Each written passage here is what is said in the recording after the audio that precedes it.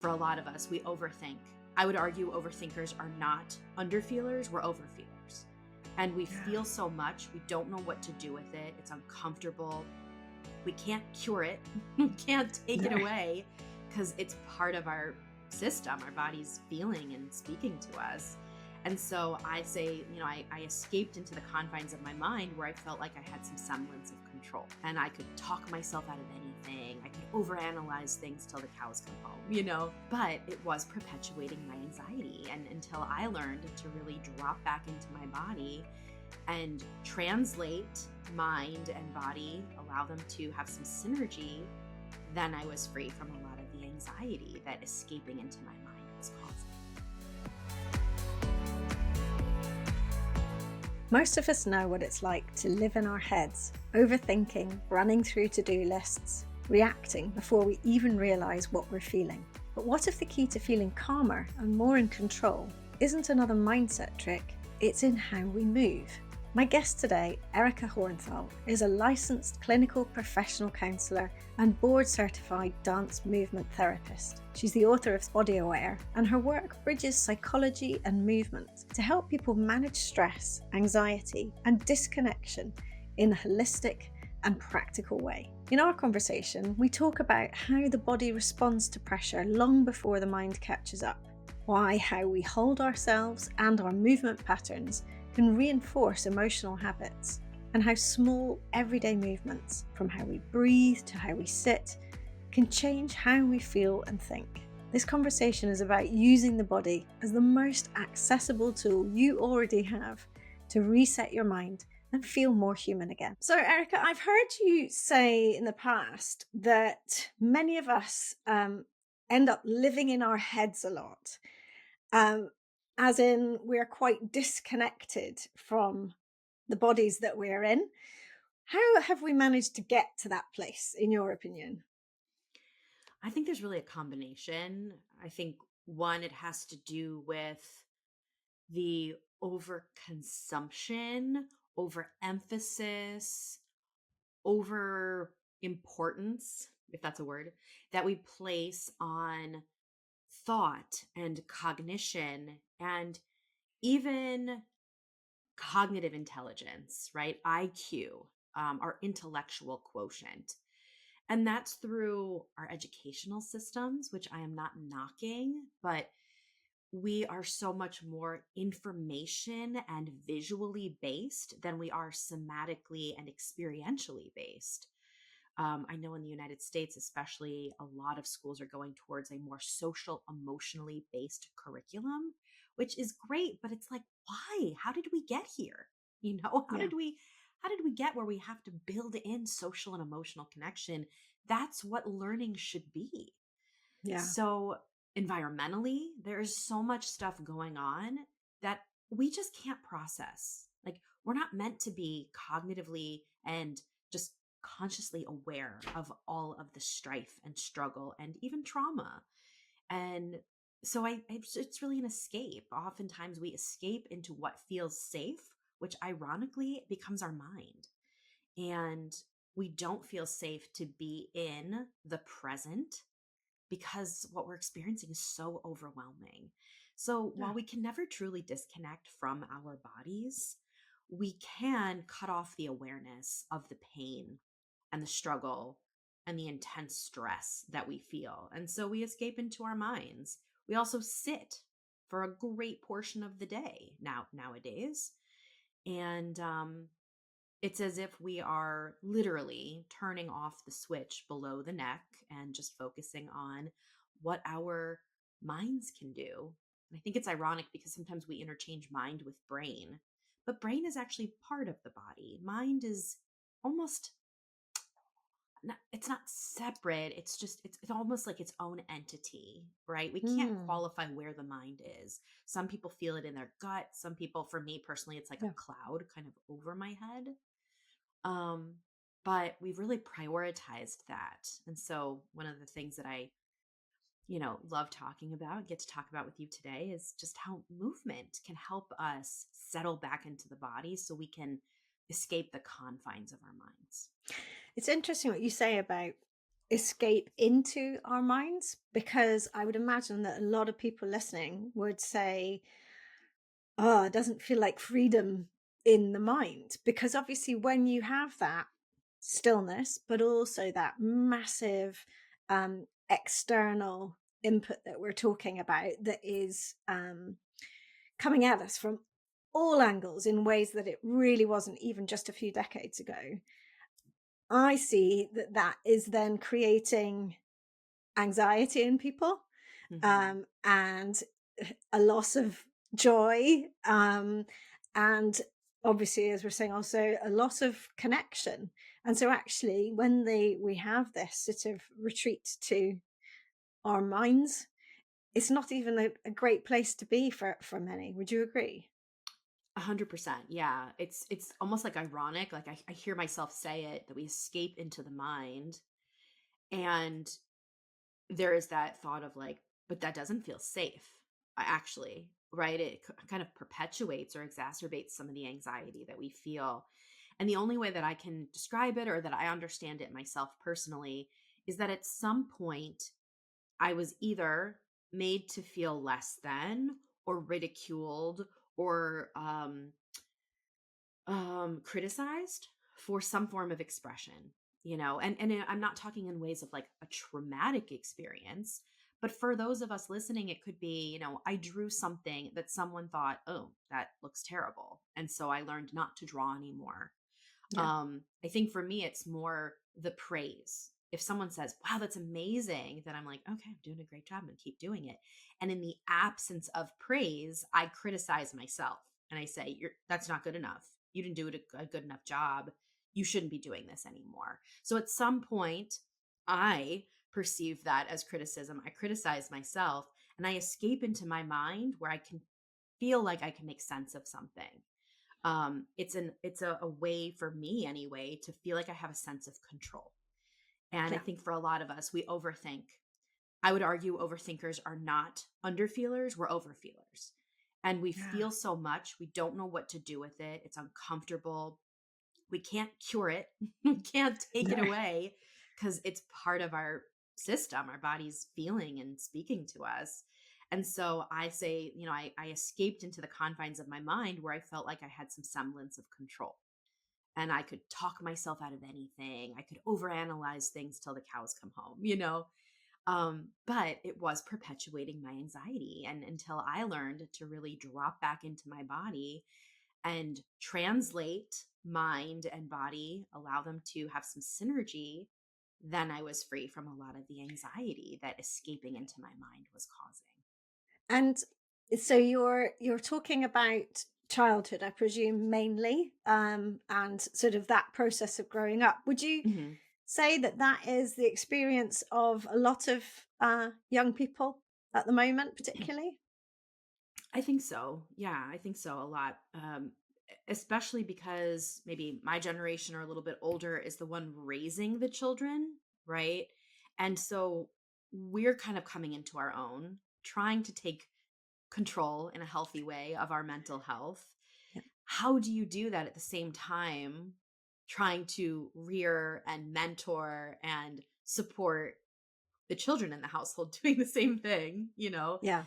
giving ourselves permission to make mistakes and giving them permission to make mistakes. Like it's really hard. So I know for me, as I've been raising children, it's kind of in a cliche, it's cliche and maybe a little cheesy, but like a rebirth for me. Like Yeah. so much of what I experienced comes back up for me through their experience, Right. and not to place too much pressure on them, obviously, but to really manage my own stuff. So, yeah, it's Yeah. extremely demanding and complicated for kids today. They have a way of holding a mirror up. Yes, yes. Even and, if they and don't look exactly like you, right? No, exactly. They have a when they know you in a different way to an adult, and Mhm, they can certainly express themselves, and they don't let you get away with anything, which is great mm-mm. because I suppose you could just deny seeing that, or perhaps feel less able to see it, or you can choose to use that as good information. that Yes. perhaps adults will never give you, but really want to. Right, right. And um, you can turn that off too. I can turn off yeah, the sensations and the awareness, the transference that I feel when my kids are going through something. I yeah. choose not to. I choose to lean into it, but I have to do it in a way um that allows me to remain as regulated as I can, to flow through those states. So when I get dysregulated, I know what to do with it. And that's not always possible, but we can have that open dialogue with our experience, with our sensations, and help ourselves through things so that we can help them through things. And tell me just what you describe what you mean by dysregulation in those situations, because although we're Sure. talking about interactions with children, it's interactions, isn't it? It's interactions in general. Yes. I know dysregulation is kind of a hot topic, a trendy word these days, at least on social media. For me, dysregulation is a disruption. It feels like an activation. It's almost like a just a splash of really cold water to the face. Right. It's just like a oh, okay. Yeah. Um, it really interrupts what I think I should be doing or what I actually am doing. And it almost feels like you can't really focus on anything else but that. Yeah. And again, we can lean into it and ask kind of what's happening? What am I experiencing right now? And what do you what how would you describe that experience physiologically? The dysregulation or the coming back Mm. back No, into. sorry, the dysregulation. So you Sure. say, as you know, cold water in the face, which is a great example, and people use the word being triggered, Hmm, where hmm. there's a sudden change in how you feel. What sort of feelings would you say so that people can recognize what that Sure. is? Honestly, I feel like it depends a little bit on the situation. I know we're very prone to identifying our pattern of fight or flight or freeze or fawn. It really depends sometimes on the situation for me. And thankfully, to a colleague and now friend, Dr. Kathleen Hendricks, she identifies what she calls fear melters and our fear signature. So I've actually been able to kind of work with that a little bit and understand, like, okay, what's happening for me? Sometimes it feels like that shock that just I cannot move. I feel my heart racing, almost like my feet are in cement. Like I would Yeah, love to move. I would love to run away from here, but I am stuck. And other times it's very much this almost like fire in my chest that makes me want to like rise to the occasion, right? And for me, that's my fight. That's my whole, they are not getting away with this, right? I'm going to let them know how I feel. That doesn't come out as much as the that's freeze good. does. Well, that's probably But a good sometimes thing. it's a combination. And so did I always know that? No, I just identified it as one or the other. And it was like, oh, I'll just calm down. But to understand the patterns that come up in my body, the movement patterns, the signature that's there, that's what allows me to actually dialogue, talk with it a bit, and then use movement to help rewire, Right. reclaim, or, um, yeah, reclaim my movement, reclaim my patterns of movement. So part of the reason also for the question is because Yeah. when we have disconnected to an extent from how our body feels, or using our body to help us feel, it's those moments where we have that sharp, strong message from the body. Hmm. And I think it's really fascinating. And obviously, it's in response to how your mind has perceived something that's Sure. coming, whether that's a physical threat, or something someone said, or whatever, or a fear of something, anticipation of something. But I think everyone can recognize the sort of the shock feelings, the feelings you Mhm. weren't expecting, because and then the physical symptoms, almost is the strange word, but that are in reaction to that. Yeah. Um, and that's, I think, a really powerful way of leading into this conversation, because you and I talked before about how movement is uh, a language for our body. It's a Mhm. way of speaking to us, which could sound a little woo woo to some. And yet, it's a really important to try and stay open minded to sort of grasp this, because I'm sure, having just listened to what you said about that response, everyone will identify with that. Absolutely Mhm. everyone. It's very difficult to not have that. And that's because that's our body's emergency system, in a sense, at its extreme, Yeah. kicking in and saying, no, you have to stop now, Yeah. or what, or whatever that is. um so talk to me a little bit about sort of that language, and particularly with movement. A lot of people have find that they're quite fearful Mhm. of moving, or certain movements. They confine themselves to a narrow, limited range of movements that Mhm. they or their body are deeming as safe, but are nervous of speaking the full language. And you and I talked before about, movement was your first language, actually, a first way of expressing yourself. Mhm. So talk to us a little bit about that movement as a language in response, as we just talked about. Yeah. You know, uh, to speak to what you said just a few moments ago, the woo woo, right? Because I hear that a lot, especially as a dance movement therapist. And not that we're claiming what we're talking about is, but it's easy to hear, oh, language of the body, oh, body keeps the score, and think like, okay, I don't know if I buy into that. So what I always want to remind people, right, is that we all move. Movement's always happening, and the language of the body isn't necessarily this, transformative kind of, it's not always spiritual. For some people it is. I don't i don't experience it as this message. It is quite literally me learning to just tap into and pay attention to sensation. And other Right. people may experience it differently. I just wanted to make that distinction, that sometimes people are like, language? I don't know. My body doesn't say anything to me. It's like, it Perfect. does. It does. Think about, when you were a kid and you got cut, and you're like, this is the worst thing ever. And you're crying, and someone's like, it's not that bad. You're fine. It's okay.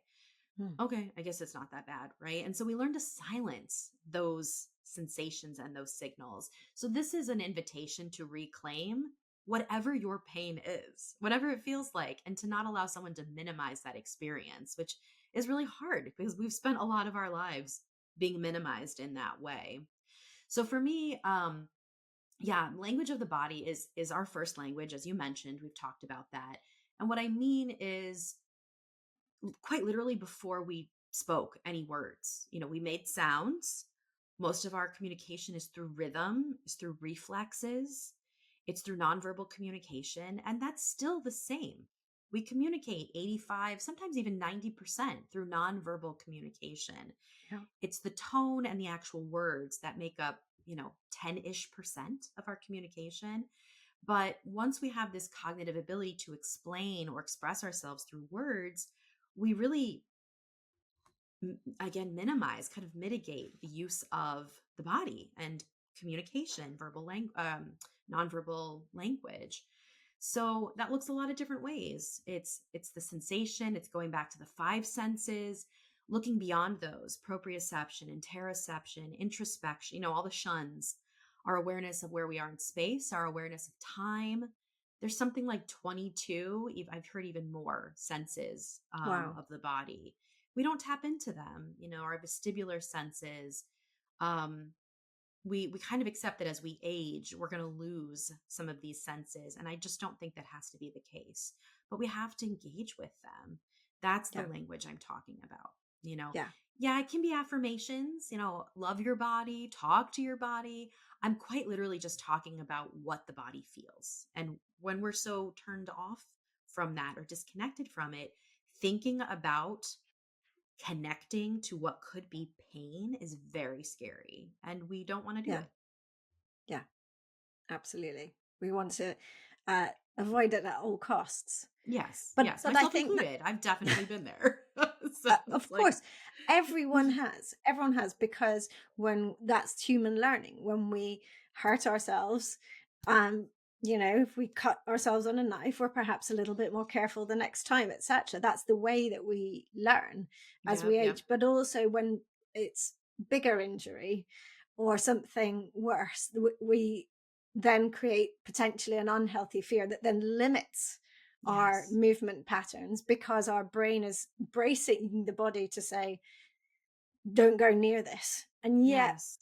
that then limits the way we move, in terms of the way that we need to move. So the basic levels of function where we are using our joints to their wider ranges, we are getting impact through our bones that we need. We are using our musculature to fire all the different systems in our bodies. All of these things, some of them are reduced, and therefore Yeah. our health in general is can't be as optimal because we're Yeah. not giving it those inputs that are needed. Yeah, and I think the piece I always like to really bring home is that when we limit our range of motion, we inherently limit our range of emotion. So Ah, when you're limiting, and that's not even just not moving, but like you said, when you're only doing certain movements, same exercise at the gym day in and day out, yep. you are repatterning your body to only move in certain ways, which means emotions will only flow through so much, or they'll get stuck, you know. Oh, well, I don't think it's a coincidence that a lot of us who are high functioning, um we'll say, um, we have we have high functioning anxiety, are also very prone to high intensity workouts. Like, they go hand in hand. So Yeah. to train our body to slow down and also take, you know, uh, a yoga class, Pilates, a slow walk in the forest. It's not easy, but it's not easy for a reason. We need a robust movement vocabulary, not just for our physical health, but ultimately for our mental health. Yeah, that's so true. I think that message needs to get loud and clear to an awful lot of people. It's my And hope. Yeah. and then the issues that we have are that the messaging is often, go harder, get sweaty, push, push, push. And Yeah. yet a lot of people are pushing so hard in their work or whatever that the stress levels are through the roof.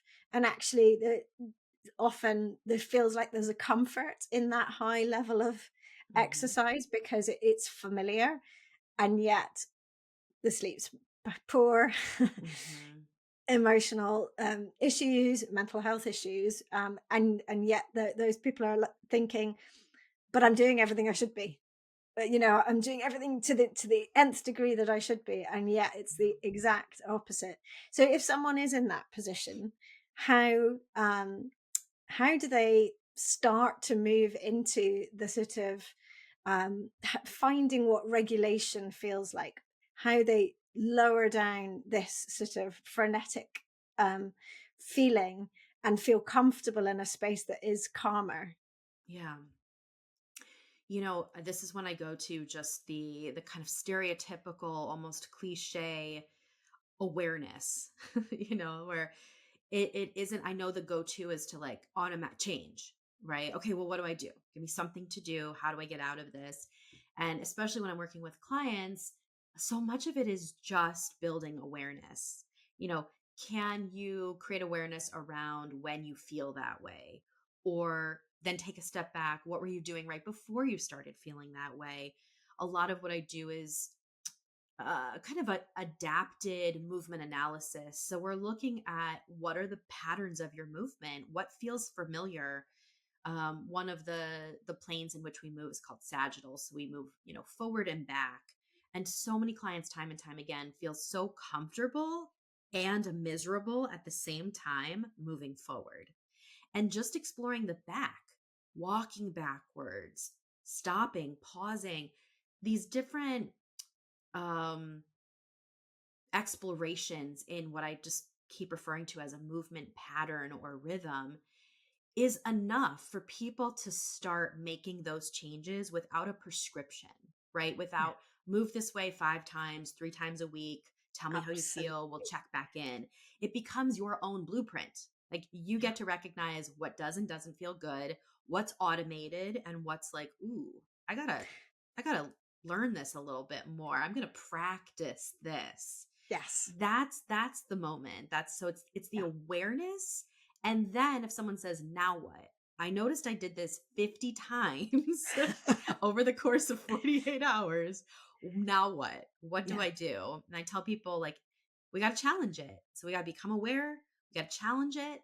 So if your shoulders are hunched, Yeah. challenge them by expanding a little bit, dropping them, take a breath, roll them out a few times, right? That can take a while. That's a great example, shoulders, because that is where people hold so Oh, much yeah, it's tension. my go-to. And obviously from keyboards and so on. And it is amazing where, particularly if you're coaching a class and you say, and just watch that you're not lifting your shoulders out half the room kind of thing. Oh yeah, I didn't know I was doing it.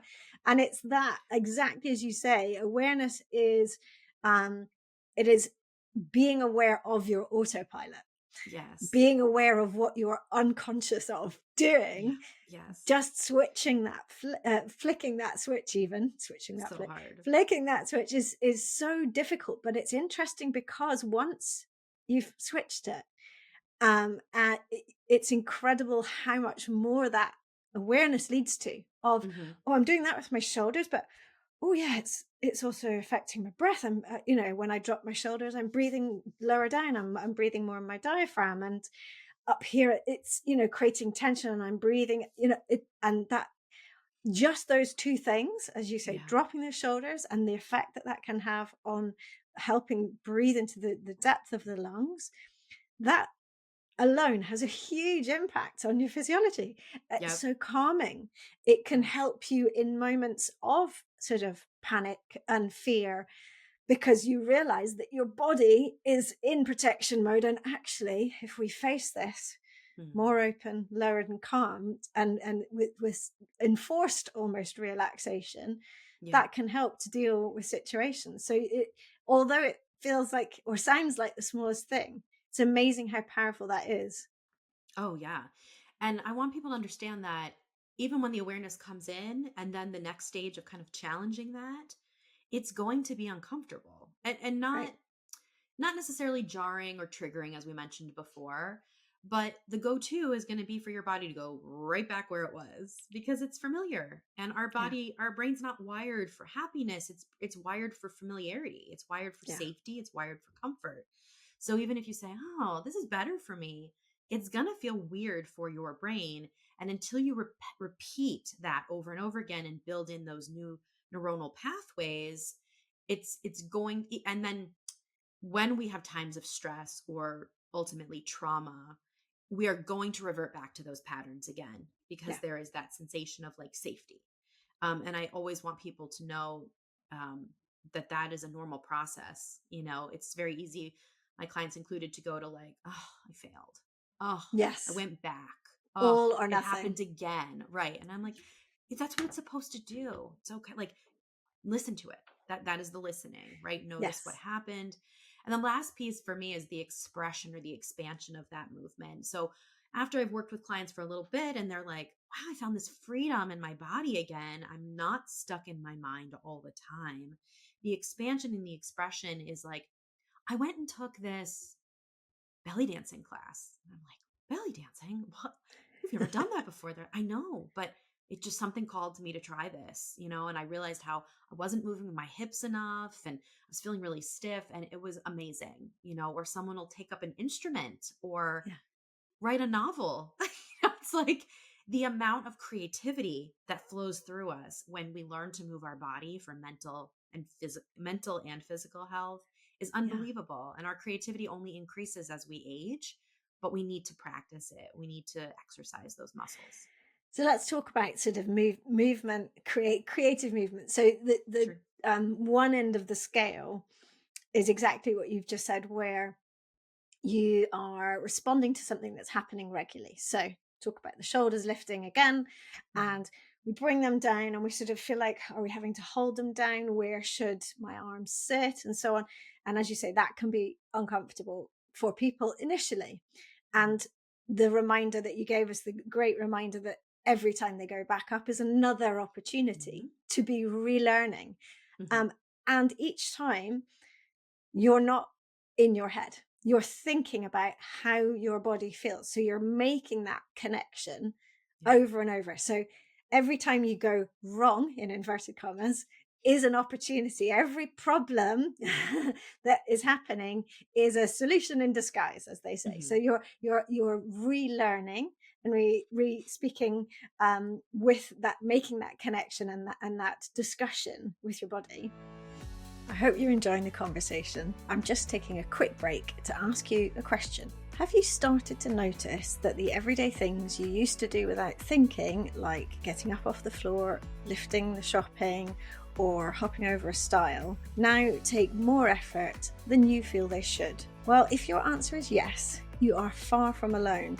And I'm excited to tell you that I've written a book to help you. It's called Move Well for Life: Unlock the Life-Changing Power of Everyday Movement. As you'll know from listening to this podcast or following me online, I don't talk about chasing fitness trends or imposing rigid routines. Instead, my message is all about learning how small, natural movements woven into your daily life can help you feel stronger, more confident, and ready for whatever life throws at you. Move Well for Life is available to pre-order now, and it's out in January here in the UK and Europe, and later next year in America. You can find the link in the show notes to read more about it, or simply search Move Well for Life and Wendy online. I firmly believe that every movement counts, and it's never too late to reclaim yours. Now, back to the episode. When you are wanting to go further, because once you've done that for a while, it starts to feel more comfortable. You start to Hmm. notice other things in your body.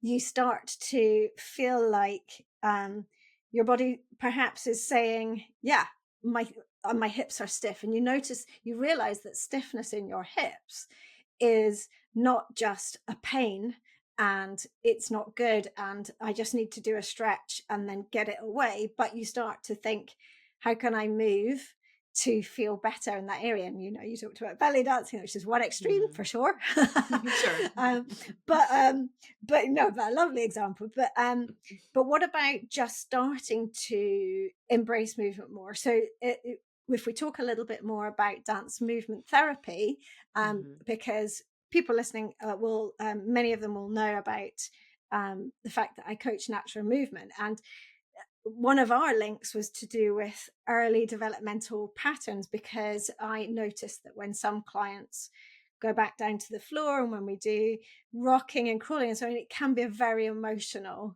experience for them, and unexpectedly so. They don't expect to have sort of surges of emotion arising because it's something they haven't done for a very long time. Yeah. And there is a connection to their past. So speak a little bit about that, but also about your world. Sure. So I guess I'll start with the dance movement therapy piece, because that's ultimately what brought me to really talking more about this paradigm in terms of, the way we move influencing how we think and feel. Because so much of what we experience now is thought influences behavior, which is true, but we forget that movement influences thought, which then influences behavior. It's just this cycle, right? Which then influences more movement. So, I think it's really important for, as a dance movement therapist, for me to be with people, one, where they are, but two, in almost their assumptions, their well, not miss their interpretations of what movement is. So years ago now, I remember just starting to ask the question, how are you moving? Right. And that kind of opened up for the discussion of, what is movement? What is movement to you? And for the most part, a lot of people responded with exercises. Well, I didn't move today. I haven't gotten to the gym. And I was like, okay, but how did you get to my office? Oh, I drove here. I'm like, okay, well, what movement did you have to do to drive? Our awareness and interpretation of movement is based on our ability. And the only time that we really start to remember all of the steps that go into what we have to do is when we're limited, is when something changes the system, and then we infer, oh, I can't do that anymore. So as an example, I use the example of brushing your teeth. Most of us just think toothpaste on the brush, in the mouth, brush my teeth. There are so many steps that have to go into actually brushing your teeth. We might not realize it because it's so easy for a lot of us. But when it's not easy anymore, you realize how much executive functioning and how much physical stress, motion, energy it takes to do some of these things. So I know we talked a little bit about Katie Bowman's work, and I think what I really value most, there's a lot, but one of the things that really stuck with me is this idea of stacking. And I think for a lot of us, we can start to engage in more movement in the activities we're already doing, right? So brushing your teeth as an example. If you want to feel more grounded and balanced, you don't have to wait to get to the gym. You can practice putting your feet on the floor, feeling the weight of your body while you're brushing your teeth. You can lean into the countertop for a little bit more stability. We want to look at the ways we're moving because that influences the way we move through life. So as a dance therapist, that's really important to me. It's not just me dancing is really powerful, but it isn't always me dancing with a client. We're actually looking at how are we currently moving? What movement patterns are absent from our day-to-day life? What psychosomatic symptoms are present, right? How does my stress manifest? And what can I be doing to actually start supporting that feeling? So maybe I wasn't aware that I spend all my day with my shoulders up to my earlobes. But the moment I become aware of it and I train myself to just make some space between my ears and my shoulders, like you said, it has a huge impact on the rest of our body. It seems very small, but it is that micro movement has a huge impact. So while not every dance movement therapist or psychotherapist is going to engage in that way, that has been such a game changer for me in my practice, in my life, and obviously in, the clients that I get to meet with. It's really these micro movements because we only see movement as big. Yeah. The 3 hours I spend at the gym, the marathon that I'm running this weekend. What about the movement that allows us to be human? The movement of connection, relation, digestion, consumption, sleep, breathing, like it took me working with older adults who were pretty much near to the end of their life, who were also living with terminal illness, degenerative diseases, for me to realize how much movement I do every day. I was like, oh yeah, I got myself dressed. I haven't thought about that since I was 3 because I take it for granted. Yeah. So much is on autopilot. And as you say, we take these things for granted until we can't, as you said. And that was a huge thing for me when I suddenly went from running to chronic pain and immobility and struggling with so many things, and I had such a lack of trust for I had literally taken it completely for granted until that point, and look back and really wished I hadn't. And it's interesting because often we have got signals, whether you want to call it language, signals, voice, whatever. Yeah. But there are things when we look back, as I did in that moment, that were calling out to me. And I think we are really good at ignoring those signals, numbing off to them, to put them for later because it's not going to come to anything, or it'll sort itself out, and so on. And yet when those signals, so for example, a continual low-lying nagging pain that happens as a response to something regularly, but then perhaps subsides, but keeps coming back, which was my case. And you may go for some treatment, but if you get the wrong kind of treatment, particularly, it's symptomatic treatment rather than root cause finding. Yeah.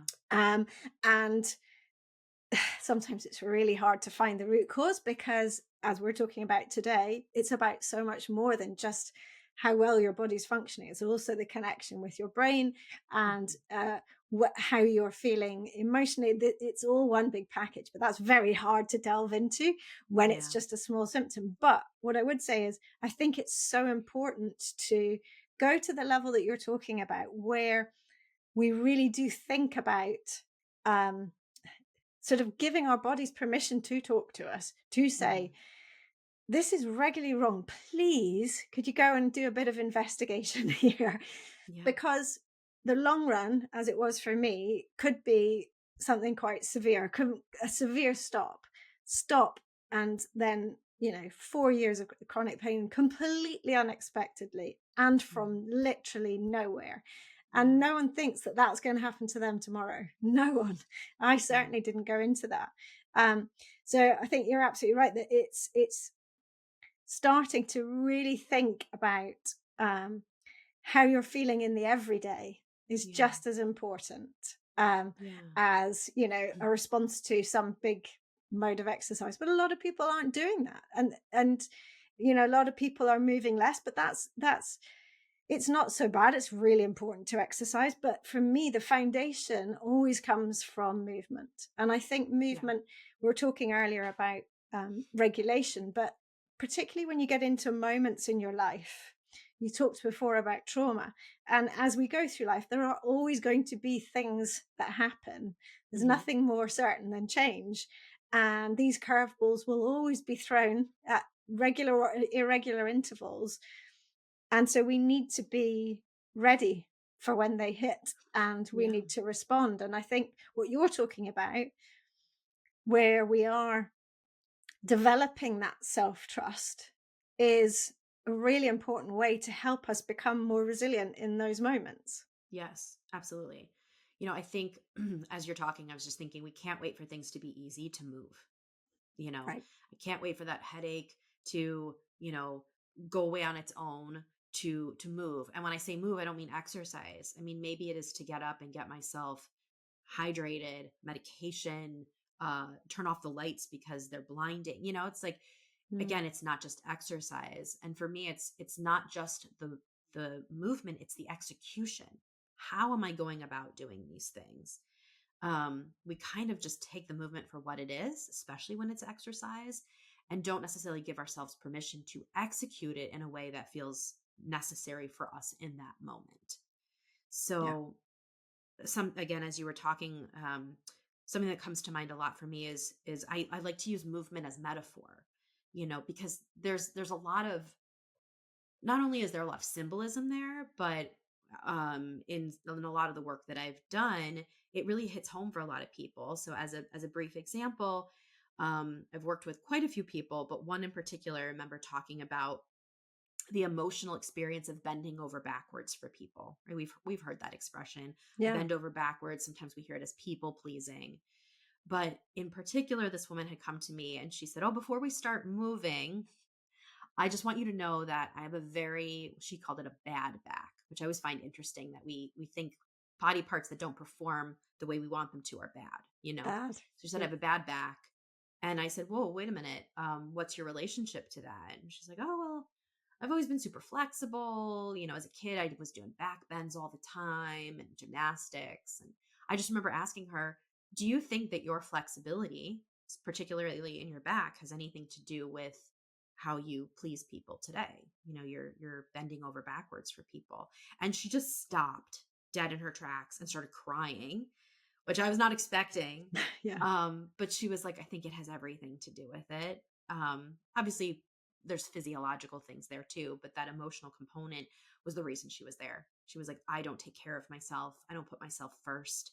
I've lost who I am. I don't know my identity at this point." She was a young mom and just had lost that connection to herself, and she was limiting her movement because she was experiencing so much physical pain. So, metaphors in movement are super powerful, and you can do that yourself.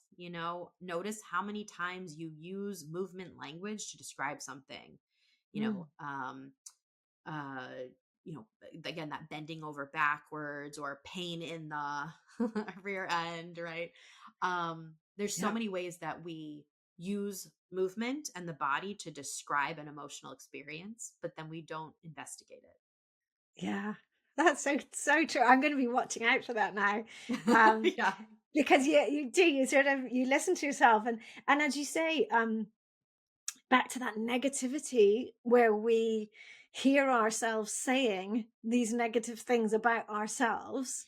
So Mhm. we're hearing it externally from others at certain points, but we're also hearing it ourselves. The way we Yeah. speak about ourselves to others can be so negative. And as you mentioned, a bad back.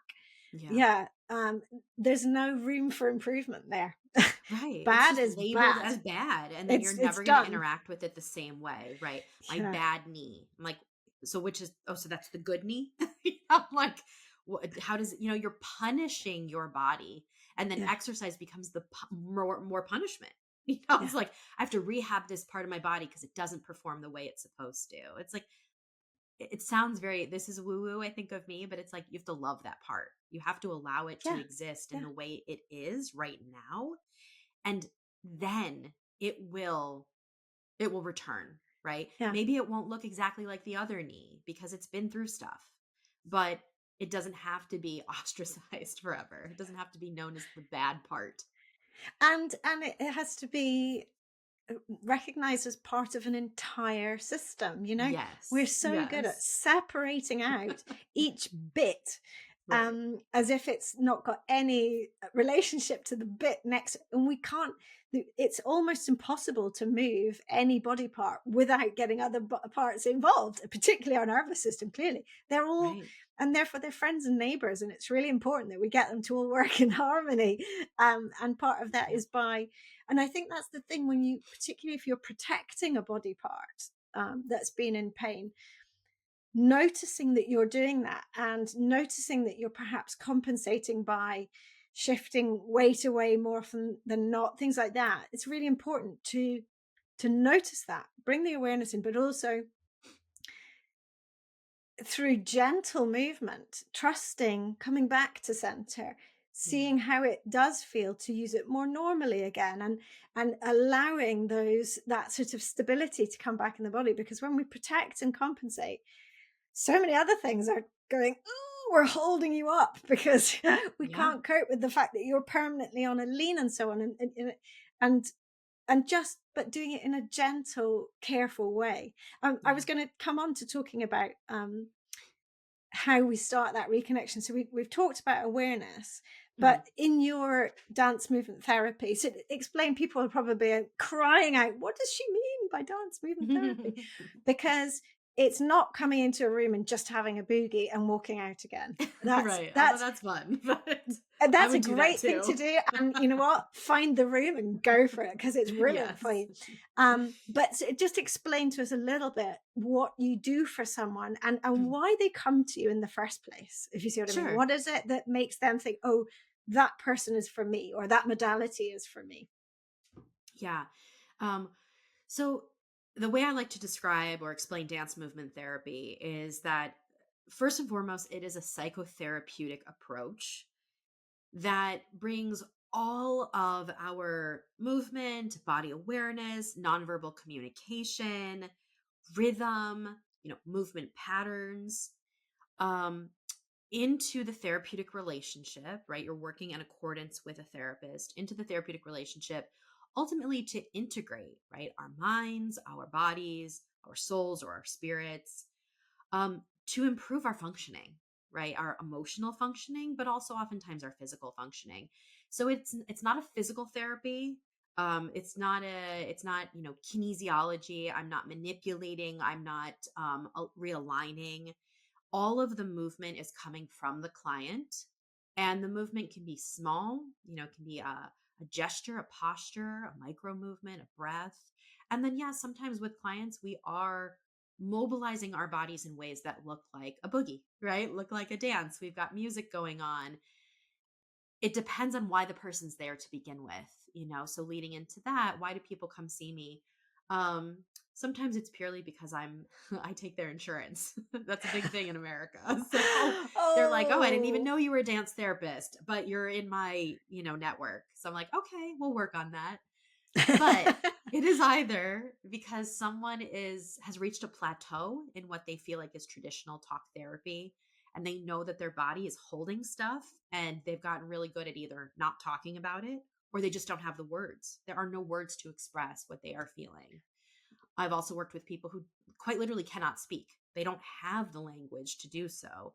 But again, the body has its own language. And so we can communicate in that way, whether it's someone that speaks a different language than me or someone maybe with, differing abilities, sensory motor processing issues, or maybe on the spectrum. And of course, there are people that just love the idea of using dance and movement to Yeah. better their mental health, so it really runs the gamut. Now it's mostly individuals who recognize that they are completely disconnected from their felt experience and they're going through immense stress, a job or a career that they're unhappy with. It might be a divorce, recent birth, postpartum. They're in a life change and therefore their movement has changed and they want to reclaim whatever they feel like they've lost. We do that through movement patterns.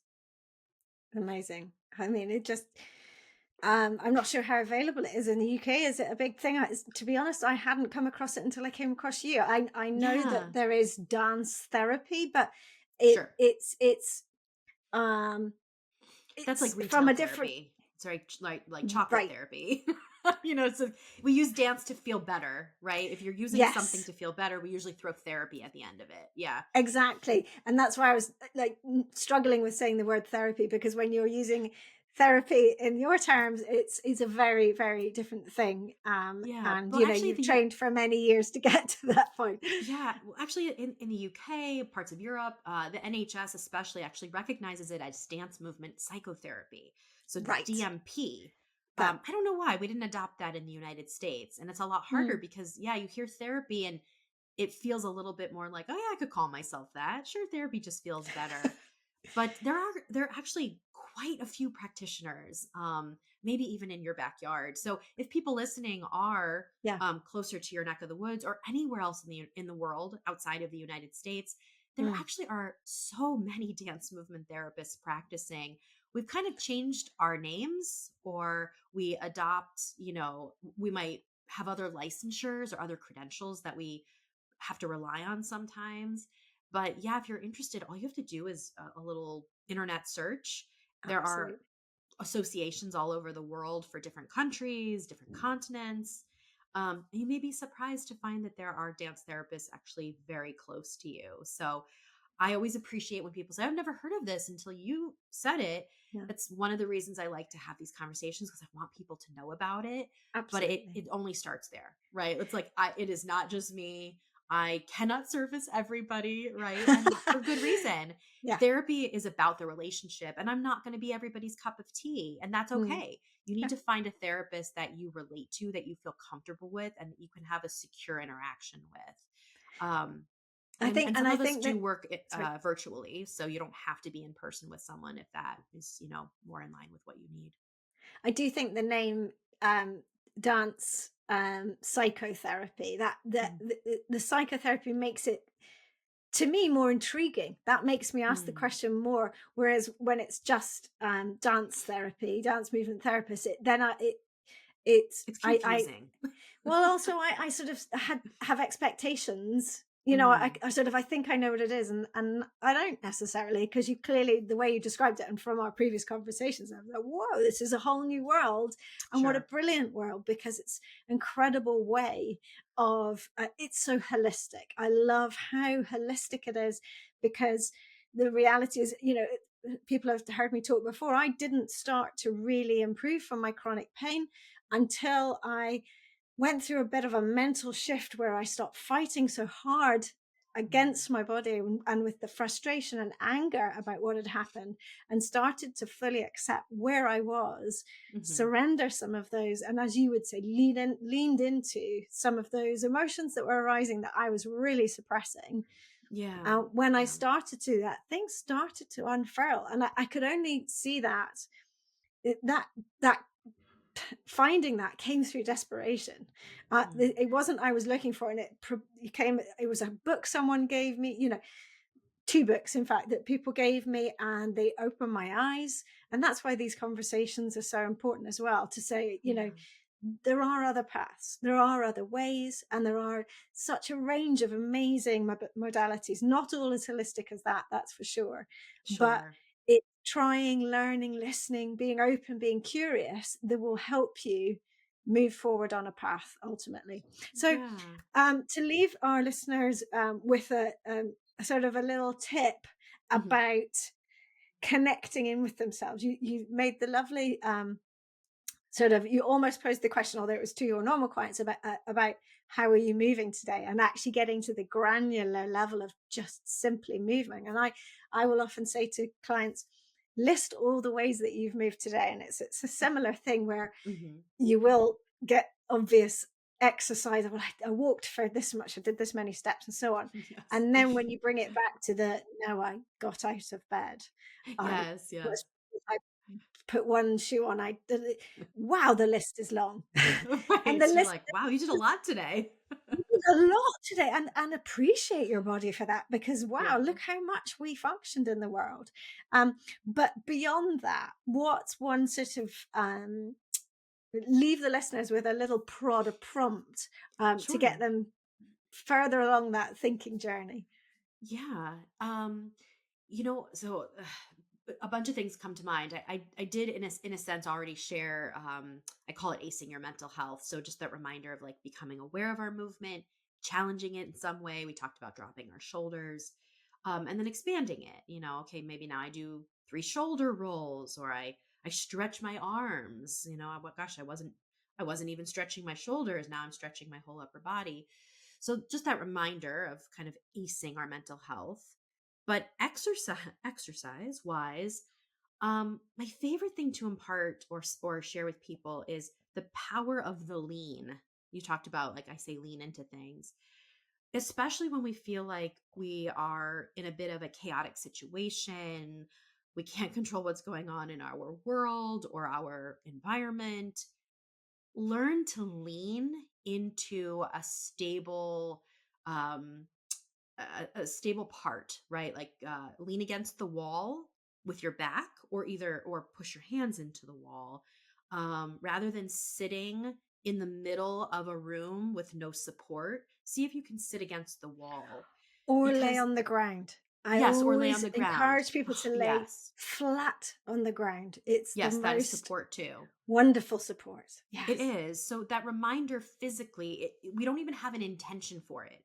You just want your body to feel supported from the outside in and the inside out. And so you don't even have to understand why. But if you feel at some point like, I just need to lay down, and you can do it. Do it. Maybe not in the middle of the street, but I will do that. I'll be in my office waiting for a client, and I'm like, I just need to lay down for a minute, and then Mm. sometimes they'll join me as they're coming in.